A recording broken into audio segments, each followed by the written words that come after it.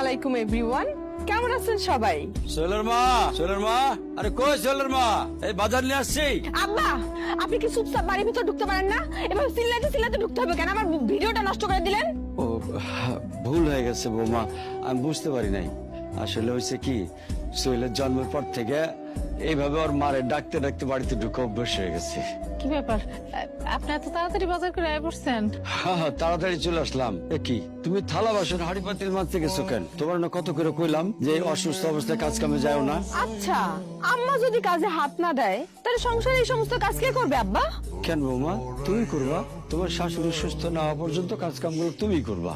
আমারে দেখে কি আপনার কাজের লোক মনে হয় নাকি আমার এই বাড়ির কাজের লোক বানাইছেন আপনারা? সি বৌমা, এটা তুমি কি করতেছো? তুমি কাজের লোক হতে যাবা কেন?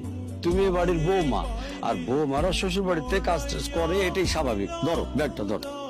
আব্বা, এই সমস্ত বাজারের ব্যাগ আপনি আমার হাতে দেওয়ার সাহস কোত্থেকে পান? কি মনে হয় আপনার এই শাকসবজি কাইটা, মাছ মাংস কাইটা আমি মাটির চুলায় কালি মেখে আমি আপনাদেরকে রান্না করে খাওয়াবো, সেই চিন্তা বাদ দেন। কি ব্যাপার রাইসা, তো চিৎকার চেঁচামেচি করে কথা বলতেছো কেন? ও আচ্ছা, আমার চিৎকার চেঁচামেচি তোমাদের কানে যায়, কিন্তু তোমরা সবাই মিলে যে আমার অত্যাচার করতেছো, মানসিক অত্যাচার, সেটা কিছু না, তাই না?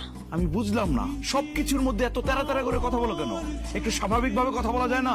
না যায় না। তোমার মা নাকি এখন অসুস্থ, এখন আমার এই মাছ মাংস কাইটা ধুইয়া তারপর মাটির চুলায় রান্না করা লাগবে। আচ্ছা, তুমি কি আমার এই তোমার বাড়ির চাকরানিগিরি করানোর জন্য বিয়ে করছো আমারে?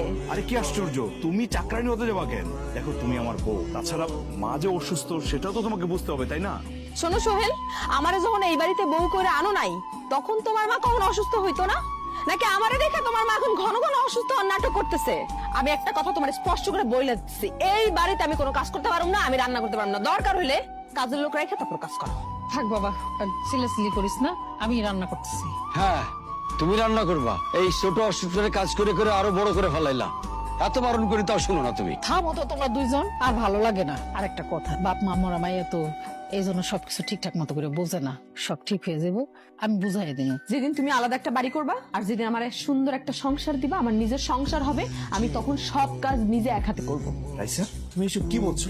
যে আব্বা মা আমাকে জন্ম দিছে, আমাকে বড় করছে, পড়ালেখা করাইছে, আমি এখন চাকরি করতেছি, সেই বাবা মাকে ছেড়ে তোমার নিয়ে আলাদা সংসার করব, আলাদা বাড়ি করব, এটা তুমি ভাবতে পারলা? তোমার বাপ মা তো তোমার কাছেই সব, এই সংসারে আমার তো কোনো দাম নাই। তাহলে আমার কেন বিয়ে করছিলে তুমি? যাও, তুমি তোমার বাপ মার সাথে থাকো গিয়ে। রাইসা, এগুলো কি বলতেছো তুমি? বিয়ের পরে কি বাবা মাকে নিয়ে একসাথে থাকা যায় না? কত ইচ্ছা ছিল, কত স্বপ্ন ছিল আমার। আমি তোমারে ভালোবাসা বিয়ে করছিলাম, কত ভালো ভালো জায়গা থেকে আমার সম্বন্ধ আসছিল, তুমি জানো? প্রত্যেকটা মানুষকে ফিরিয়ে দিছি শুধু তোমারে ভালোবাসি বলে। কত স্বপ্ন ছিল, তোমার অনেক টাকা পয়সা হবে, আমাদের নিজেদের বাড়ি গাড়ি সবকিছু।